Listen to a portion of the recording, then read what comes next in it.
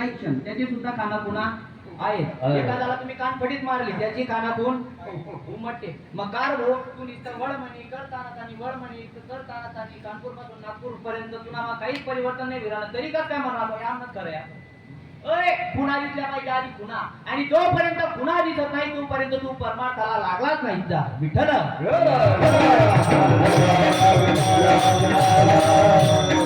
माझं नाही म्हणणं आहे आता ज्ञानोबा आहे तुकोबा आहे नाथबाबा सोपान काका मुक्ताई आदी करून संतांचं हे म्हणणं आहे माझं नाही बरं का माझं नाही. कारण का अरे जोपर्यंत खाना पुन्हा दिसत नाही तोपर्यंत भक्ती नाही. मग तुम्ही म्हणाल महाराज याचा काहीतरी एखादं उदाहरण मग आहे ना. गावडीने पाणी आणलं आणि म्हणे गाडवाला ताण लागली होती ना पिले गो म्हणे पाणी आणि लोके तटेंगतलंय आणि महादेवा टाकायला जाय नाही का. खाना पुन्हा दिसल्याच पाहिजे. नामदेव राय या नामदेव रायांच्या हाताने भगवंत दूध पित होता बाबा. साक्षात सगुण साकार स्वरूपाला आलेला देव नाही का जो आपण म्हणतो विठ्ठल नाही का. जो विठ्ठल पांडुरंग पंढरीश परमात्मा आहे तो पांडुरंग पंढरीश परमात्मा नामदेव रायांच्या हाताने जेवण करत होता. आणि जर फक्त ते खरं असतं जर फक्त त्याच्यातच शाश्वती राहिली असती किंवा जर फक्त तेवढ्यावरच माणूस तृप्त झाला असता तर नामदेव रायांना औंढ्या नागनाथाला जायची काहीच गरज नव्हती. मग नाही का जर फक्त त्या मी असं तुम्ही आधी असं नका डोकं मला या त्यांच्या हातामध्ये नाही एक धरलंय तसं नाही. फक्त काय तुका म्हणे मध ताडीले निरोपा नाही का. आणि मग ते बाबा सांगत होते ताईंचं वाक्य होतं म्हणे आम्ही खानदानी बाप काय हा आणि तो तसंच सांगत मग बिन बेसळा बेसळ करा नाही का. डॉक्टर जर राहिला समजा एखादा डॉक्टर आणि त्याला इच्छा असली की त्याचा जो रोगी आहे तो रोगी तात्काळ बरा व्हावा तो जितकं स्ट्रॉंग औषध देता येईल तितकं देतो. बरे तो रोगी तिथलं का म्हणे नको रे शिवी नको देऊ रे नाही रे एक नाही रे दोन देण्या पडते नाही का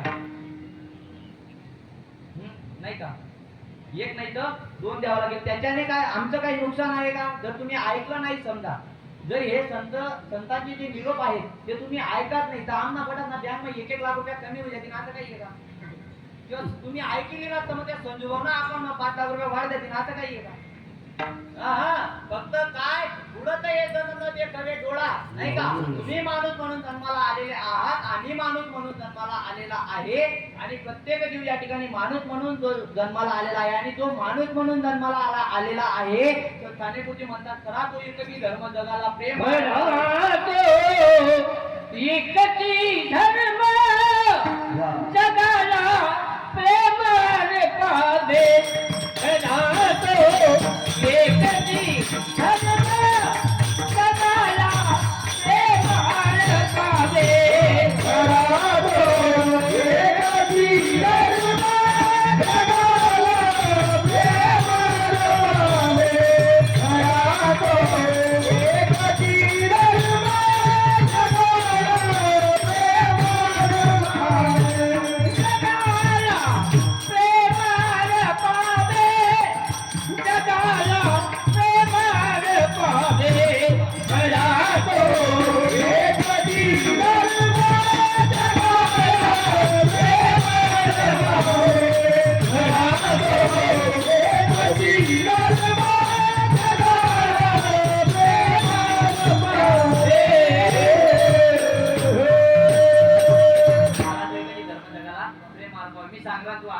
माणूस म्हणून जन्माला आलेला तुम्ही आपण आहात. माणूस म्हणून मी जन्माला आलेला आहे. माणूस म्हणून तुम्ही सगळे जन्माला आलेला आहेत. आणि माणसाला माणसाचं प्रेम देणं हा धर्म आहे. आणि जो जीव एकमेकाला प्रेम देतो त्या दुसऱ्या जीवाचा अनहित जो जीव प्रेम देतोय तो कधी बघू शकत नाही नाही का. म्हणून तुमचं जे अनहित होत चाललंय बाबा तुमचं जे अनहित होत चाललंय मग तुम्ही म्हणा महाराज आम्ही हे जे करतो आहे ज्या दिवसापासून जन्माला आलो त्या दिवसापासून तर आतापर्यंत तुला दुसरा दिन पहिलं केलं त्या दिन लगून आम्ही जे वड करत होते खोट आहे का. मग कारण प्रश्न उद्भवू शकतो नाही का. तुम्हाला प्रश्न पडू शकतो तुम्ही जे सांगता ते जर खरं का आम्ही करतोय ती व्यर्थ आहे का. ते व्यर्थ नाही ती संप्रदायाची उपासना आहे. उपासना काय ती संप्रदायाची एक साधन आहे आणि ते केल्यानंतर जास्तीत जास्त काय होईल, सत्कर्म होईल. सत्कर्म झाल्यानंतर पुण्य होईल. पुण्य झाल्यानंतर जास्तीत जास्त काय भेटेल बाबा, एक तास इंद्रपद भेटेल. यावरती काय भेटणार काय, एक तासाचं इंद्रपद भेटेल. आयुष्यभर पुण्य केलं तरी याच्यासाठी नळदेव दिला, एक तासाचं इंद्रपद भोगण्यासाठी. एवढे तुकोबाराय ज्ञानोबाराय एवढे खालच्या लेवलचे विचार करतील, एवढ्या खालच्या लेवलचे ते विचार करू शकत नाही. एवढ्या खालच्या लेवलचे ते विचार करू शकत नाही. त्यांनी म्हटलं अरे याच्यासाठी तू इथं जन्माला आलाच नाही. तू जन्माला आला कशासाठी आहे, तर अभंगाच्या 3ऱ्या चरणात सांगतात ते आयुष्याच्या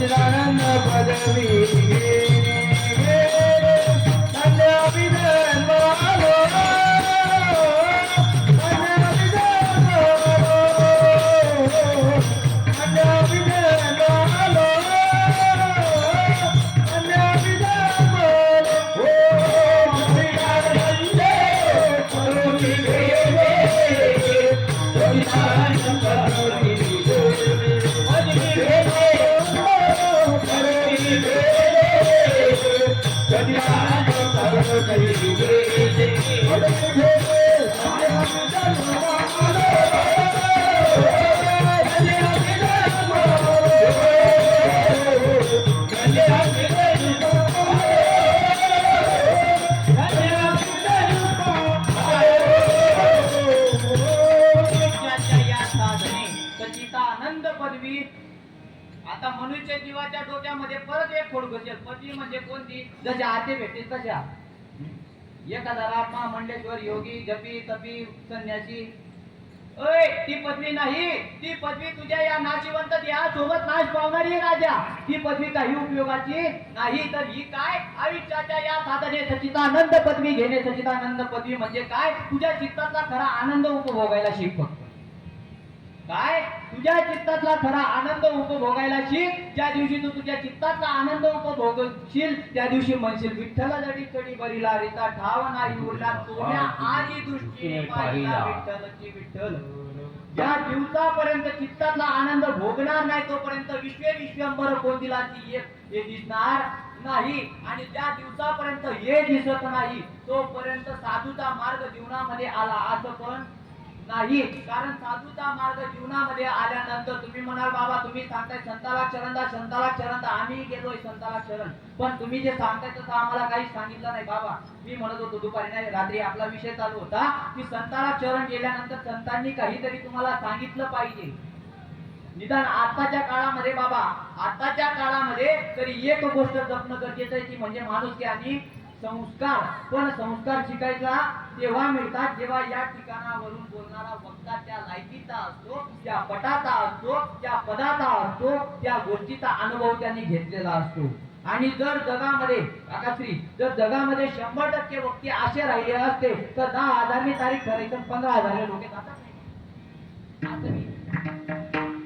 या ज्ञानोबाचा विचार मी सांगतो, जे तुकोबारायाचा विचार माझे श्रीपाद बाबाचे सगळे लेकरं सांगतात, ते त्या संतांचं नाव घेऊन लोक जगभर विचार सांगतात बाबा, नाही का. लोक जगभर विचार सांगतात. मग ज्या वेळेस तुम्ही विचार सांगताय त्यावेळेस इथली इथं येते का.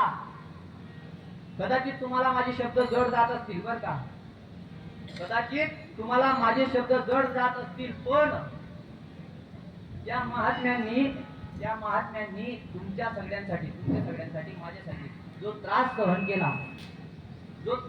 केला आणि तो त्रास सहन केल्यानंतर सुद्धा समाजाला जे द्यायचं होतं ते समाज एवढं सहज करून ठेवलं समाजासाठी, तरी समाज सहजासहजी न स्वीकारता अजून काय करतात त्या समाज, नाही का. म्हणून हे बोलणे जर समजा तुम्ही जर ज्ञानोबा जर तुम्ही खरे राहिले असतात जर तुम्ही खरं राहिले असतात, तुम्हाला जर ज्ञानोबा तुकोबा नाथाबा सोपाटा का मुक्ताई आदी करून संतांचे विचार समजले असते, तर ते विचार समजल्यानंतर तुम्ही स्थिर राहिला असतात, स्थिर नाही का.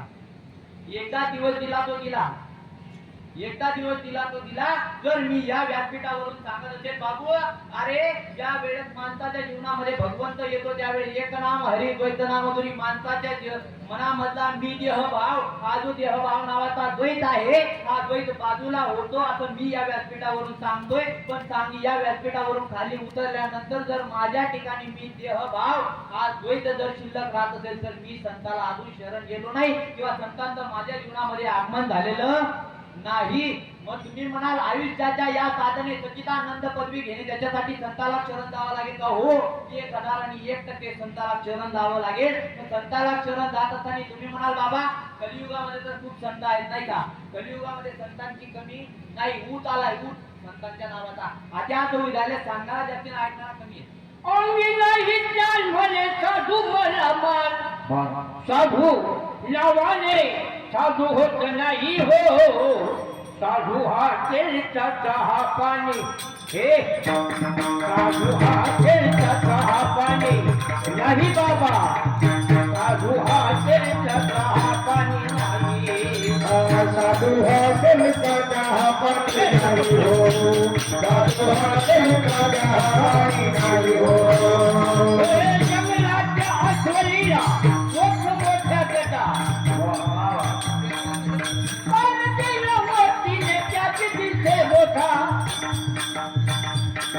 कुत्र्याच्या अंगावर फसव्याची छटा,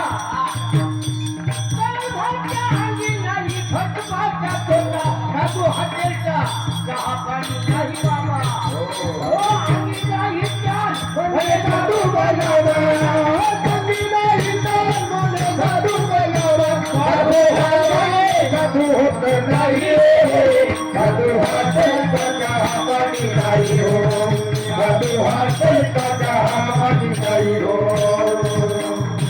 राष्ट्र संत गुरुदेव महाराज की कदाचित बरं का अण्णासाहेब